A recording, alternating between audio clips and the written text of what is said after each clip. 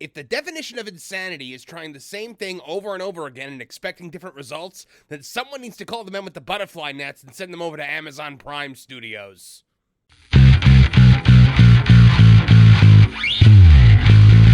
Hello, I'm Marvin, and I'm the movie monster. Like a Category 5 hurricane stirring in the Caribbean seas, the Rings of Power Season 2 is forming, twisting the lore of Tolkien into a destructive force that is coming for us all, no matter what we may do to try and avoid it. The first season of Rings of Power was an unmitigated disaster. The single season of this one streaming show had a budget that was more than all three of Peter Jackson's masterpiece films combined, and it was pure, unadulterated dog water. It was despised by Tolkien fans, with only 37% of the initial audience sticking around from the premiere to the finale. Now, a lot of that had to do with the fact that it was a clumsily written dumpster fire that pushed hacky social and political agendas while desecrating the established law set down from the single most prolific fantasy writer of all time. But a lot of it also had to do with the lead-in to the show. The diverse cast of hacktivist actors droned on nonstop about how this show was going to change the world for the better and save lives through the power of diversity. Every interview was basically an attack on Tolkien and his fans, saying, finally, people can see themselves in Lord of the Rings and all that jazz. Which is Hollywood for, listen, we got nothing and we gotta make sure that when people talk bad about this, we can deflect by calling them racist and sexist. So all of that led to disaster. In fact, it's the biggest streaming disaster of all time. But a season 2 was always going to happen. After all, this was the vanity project of one of the world's richest men, Jeff Bezos, and the studio paid over $1 billion to acquire even the limited rights that they got. So what do they do to promote season 2? Well, the diverse cast of hacktivist actors is droning on nonstop about how this show is going to change the world for the better and save lives through the power of diversity. Yup, they literally can't help themselves, and they've learned nothing from their past failure. The same tactics that spelled the destruction of season 1 are making a big comeback for season 2, and we're going to talk about it today on Tooney TV. So here we have an article from GQ. It's called Behind the Scenes on Amazon's Quest to Make the Rings of Power Season 2 a Hit. Oh boy. Well, I'm pretty sure bringing the ring to Mordor was going to be a less arduous journey than what they're about to embark on if season 1 is anything to go off of. Now, this article is written by Stephen Kelly. I believe that's how you spell that, with an E-N at the end there. Stephen. And it was written back on August the 5th. It published back on August the 15th. Now, a lot of this article is just a lot of it's a lot of, pandering, a lot of it's a fluff piece, guys. It's basically a fluff piece. But when you look deep down into it, you find little nuggets like this. It's a genre that was closed to me before, says British actor Sophie Nomvet, who plays dwarf princess Disa. Disa who? Disa nuts. No, I'm kidding. Growing up, there was nobody that looked like me in front and center of fantasy. I have a 4-year-old daughter. She was watching a Disney program the other day, and she said, Mama, I wish I was white because then I would look like this character. But what was so fantastic about this time, which is not what my mother was able to do, is that I was able to go, but you can be this character. Let me show you these 10 other examples. The importance of it is monumental. Okay, I'm going to press X to doubt here and take things that never happened for 1,000, Alex. This story is beyond fake. And if it's a real story, then shame on you as a mother, because your message should be, it doesn't matter what you look like. We can all be heroes. We all talk about how beauty isn't skin deep. And I'm pretty sure that this actress is one of those people that says that a lot, because everything about her is all body positivity and blah, blah, blah. And never mind the fact that her heart's probably in trouble. But, all of this is, you can be whatever you want to be. Your skin color doesn't matter. So what she did instead was she said to a little girl in the false reality where this is a real story. She said to this little girl, oh, no, you're right. You're not white, so you can't be this character, but you can be like these other characters that look just like you, because race is the only thing that matters. Not like, hey, no, you can be like Princess Anna because you love your family and you're honest and you're brave. No, you have to be like Princess Tiana because she looks like you. And now they say when the Rings of Power's cast was announced, a racist backlash followed, which led to the cast being deluged with threats, harassment, and abuse. It was really hard, says Nambeck. It was a little bit of the shock because I had skipped into the role with excitement and naively didn't expect it. Okay, no, you all expected it. You courted it. You were counting on it because the things that idiots said to you that were racist and sexist and homophobic, these are the things that you guys cling to and use as your shield to deflect any kind of actual criticism to your dog water show. The vitriol became so extreme that Elijah Wood, Sean Astin, Billy Boyd, and Dominic Monaghan, who played the Hobbits in Peter Jackson's trilogy, banded together for a campaign called You Are All Welcome Here. There was also a statement from the Rings of Power cast themselves, which stated that our world has never been all white, fantasy has never been all white, Middle Earth is not all white, BIPOC belong in Middle Earth, and they are here to stay. The attacks came in droves, says Namvet, but I am honored to be in the battlefield. I wear those scars with pride. Can we relax, please? Acting like you're Rosa Parks or that you're getting actual rocks thrown at you. So, some idiots said some really harsh things to you on social media, but then you got paid very, very well to do the thing that you did. Can we stop pretending like you're in the middle of the civil rights movement? No one cares that you're black. No one cares that you're a woman. All they care about is the fact that you're a dwarf and they wanted a good Lord of the Rings show and you didn't give it to them. Because instead of talking about the Lord of the Rings show and respecting Tolkien's lore and telling a decent story, you filled the entirety of the time before season 1 by talking about how groundbreaking you were. You talked about how you were the first female dwarf, which, by the way, you're not. And you spoke about yourself as though you were some kind of pioneer, some kind of hero. You're not. You are an adult pretender standing in front of a camera pretending to be in a world that doesn't exist. And you're talking about it like you're a civil rights hero. Stop it.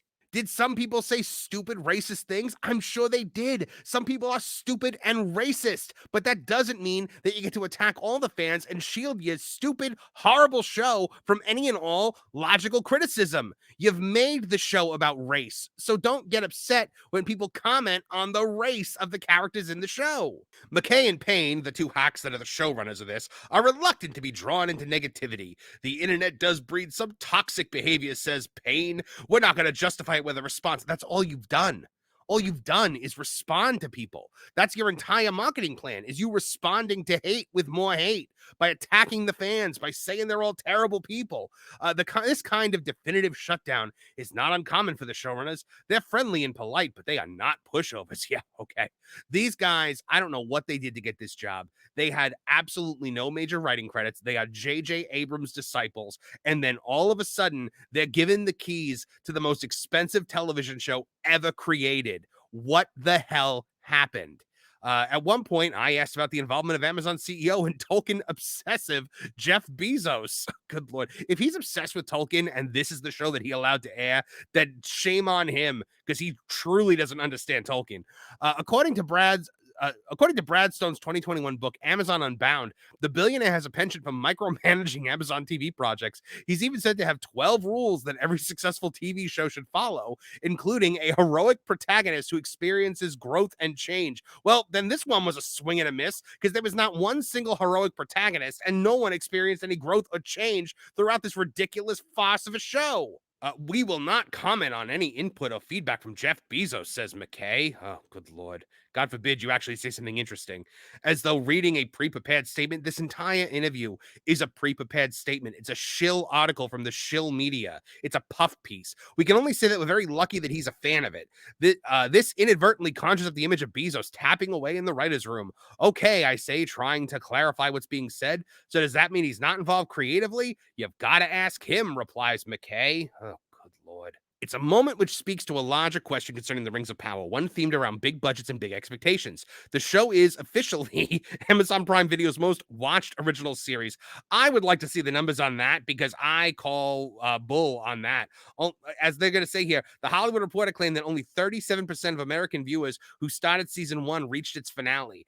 I would assume that The Marvelous Mrs. Maisel kept most of its audience because it was a good show, which, by the way, was female-led, had issues of racism race surrounding it and spoke to sexuality in certain times. But nobody cared because the show was good. It was charming. It was funny. It had heart. It had humanity. It spoke to universal truths about family and responsibility and parenthood and so much that show gets an enthusiastic Marvin the Movie Monster recommend. In response, Amazon Prime Video head Jennifer Salke, another J.J. Abrams disciple, said, "This desire to paint the show as anything less than a success is not reflective of any conversations I'm having internally." Yeah, of course, no one wants to talk to you about how your show bombed because you're the boss.